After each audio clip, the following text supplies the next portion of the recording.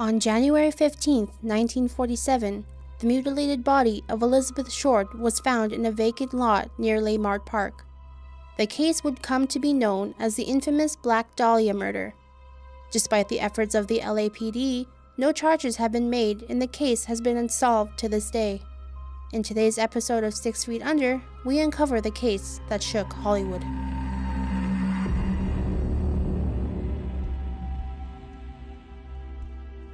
Warning: some viewers will find the following podcast disturbing as it contains graphic detail that would be disturbing to some listeners. Viewer discretion is advised.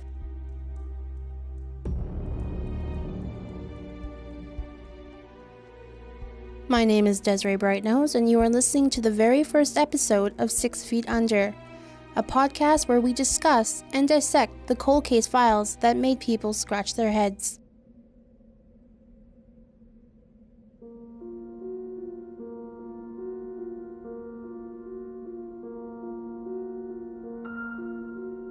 Elizabeth Short was born in Hyde Park, Massachusetts on July 29, 1924.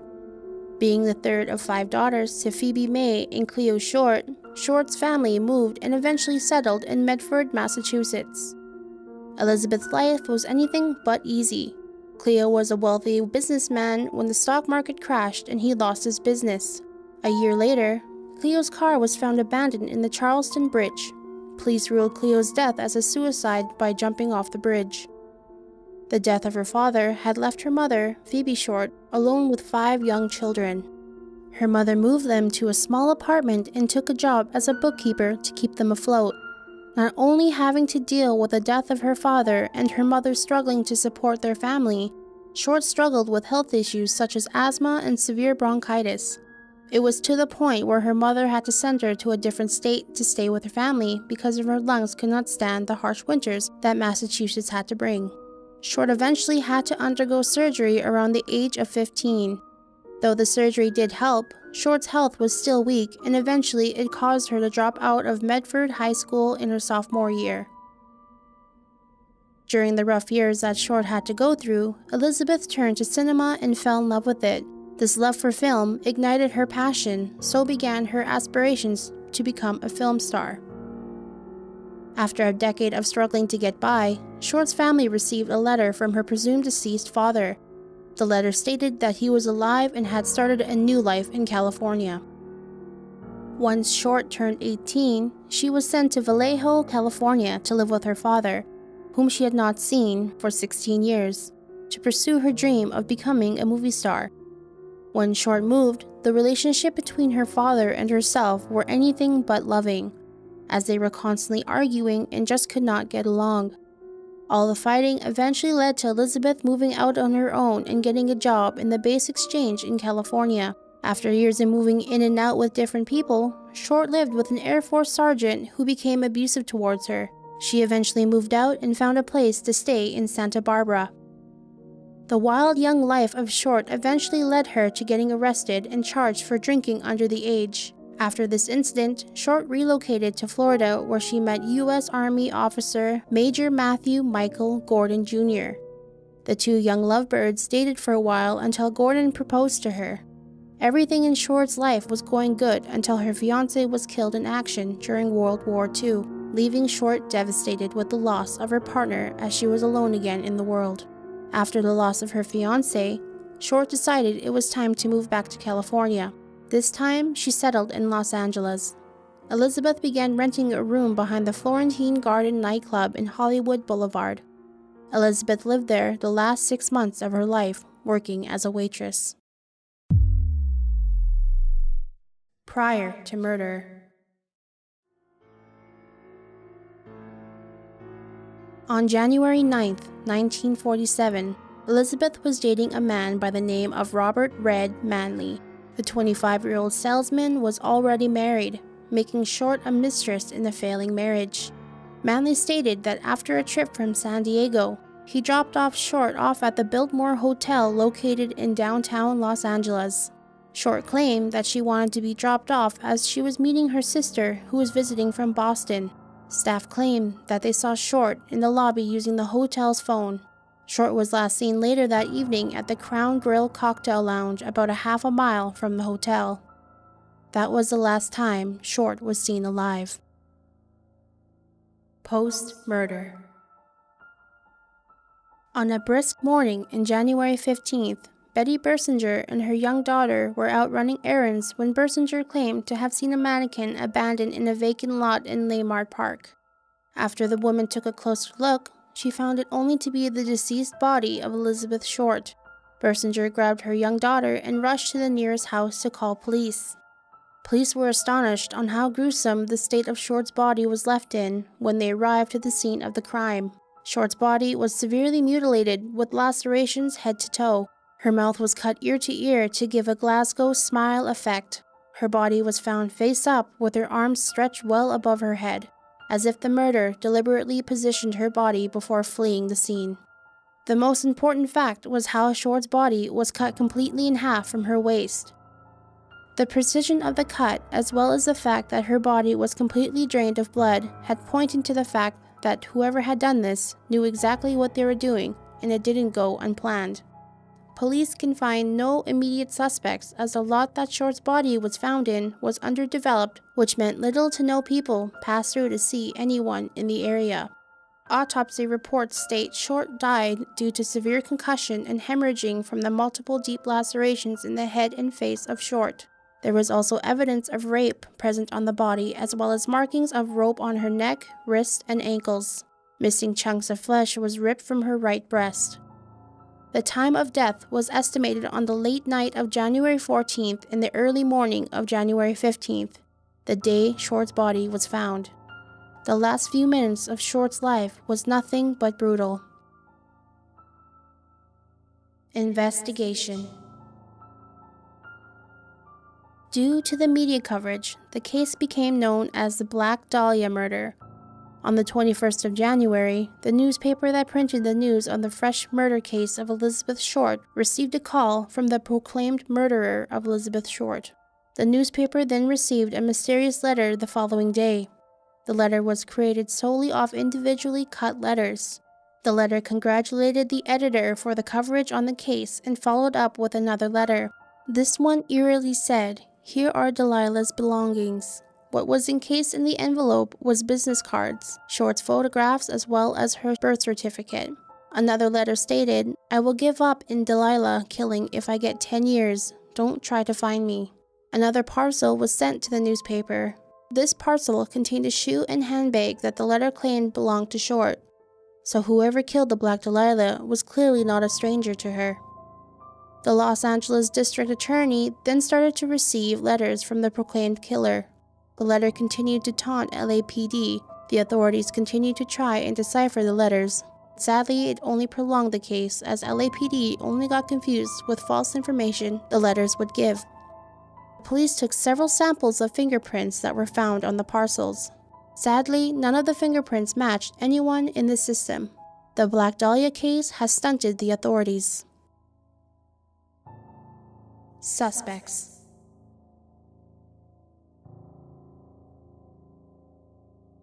The police had set out to find who was behind the murder of Elizabeth Short. It was difficult as Short came into contact with so many people throughout her young life. Police were able to bring in a total of 25 suspects that could possibly be the killer. Suspect number 1. Robert Manley. Robert Manley was the first suspect of the murder. He was the last person to see Short alive as he dropped her off at the Biltmore Hotel. Police took Manley in for questioning and later took 2 lie detector tests. Manley was found telling the truth and had a solid alibi the night Short was murdered. He was eventually dropped as a suspect. In the interview with the newspaper, Manley states, "I knew Betty Short. Sure, I saw her twice. I even kissed her a couple times. But believe me, knowing her has taught me to walk the straight and narrow. A guy found himself in a mess, I'm it." Manley was discharged from the army due to nervous breakdowns and struggling with auditory hallucinations. He was committed to the Patton State Hospital in 1954 by his wife. Manley later died in 1986 due to the accidental fall from his apartment. 39 years to the day he last saw Elizabeth. Suspect number 2, George Knowlton. Another suspect was George Knowlton. Knowlton's daughter, Janice, claimed her father was the one who brutally murdered Short, and she was there to witness it. Janice, the author of Daddy Was the Black Dahlia Killer, claimed that her father was having an affair with Short at the time and she lived in their garage. Janice says that her dad eventually killed Short with a claw hammer before bisecting her in the garage sink. Janice supposedly was forced to go with him to drop off the body of Short in the vacant lot. LAPD looked into Janice's claim and found that her story was not consistent with the murder of Short, and Knowlton was eliminated as a suspect. Janice later died from suicide by overdosing on prescription drugs. Suspect number 3, Walter Bailey. Walter Bailey was an older, wealthy surgeon who lived in Los Angeles. He was 67 years old at the time of the Black Dahlia murder. Bailey had no known history for violent acts. The police claimed that the state of Short's body was found to such a professional extent that the only way someone could do anything to that extent was a top medical man and a fine surgeon to be able to inflict this type of injuries. Since Bailey was living 1 block away of the crime scene of the Black Dahlia, he was considered one of the many suspects in this murder. It wasn't until the death of Bailey when even more evidence would begin to rise. It was found that Bailey had a degenerative brain disease that was known to cause violent behavior. It turned out that Bailey had a mistress who was the main beneficiary to all of his wealth because she knew a dark secret that no one else knew. Many people thought that the secret was Bailey was performing abortions for women despite it being illegal in those times. There was no evidence for these claims. Others claim that it was Bailey's mistress that could have been the infamous Black Dahlia murderer, though there was little to no evidence on that claim. People thought that he was actually the murderer and he killed Short out of anger. Short was apparently telling people at the time that she lost her little boy to a tragic accident. Bailey's son's birthday was on January 13th. Short's body was found around January 14th to the 15th. Though he was 67 years old, that could be a reason why Short was cut in half. It would have been easier for the senior to transport Short's body. Suspect number 4, George Hodel. The main suspect of the case of the Black Dahlia was Dr. George Hodel.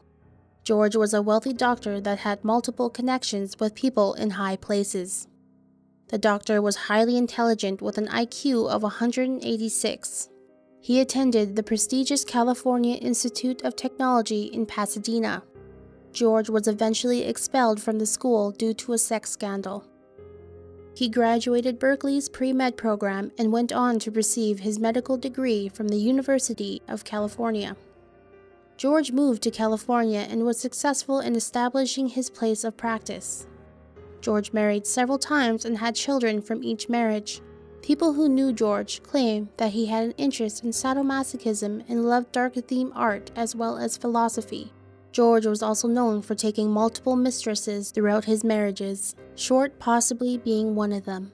There has been witnesses that claim that they saw George and Short together in downtown Los Angeles. These claims were backed up by George's son, Steve Hodel. Steve was one of the detectives that were investigating the case of Elizabeth Short. With these claims being backed up by his own son, it made George Hodel prime suspect to the infamous murder of the Black Dahlia case. When Steve found photos on which he believed to be the Black Dahlia, Steve turned his sights on his own father. He later found that his father's handwriting suspiciously matched the notes that were on the letters and notes that were sent to the newspaper in LAPD. Also, due to George's years of medical training and extensive knowledge of the human anatomy, he would have the skills and tools to skillfully bisect and drain the blood of Short. Steve also said that his father was a private man and had a room in the house that no one was allowed to enter. The door was always locked so no one could get in. Steve also claimed that his father was not a good man. Steve's sister, Tamar Hodel, had many claims against George. She stated that George would offer her to his friends for sex. that he tried teaching her how to give oral sex around the age of 14. This was also around the time that George supposedly began raping her. Tamar eventually gave birth to a little girl at the age of 15. The baby girl was given up for adoption to a couple in Nevada. No one knew who the father was, but many now think George was a suspect.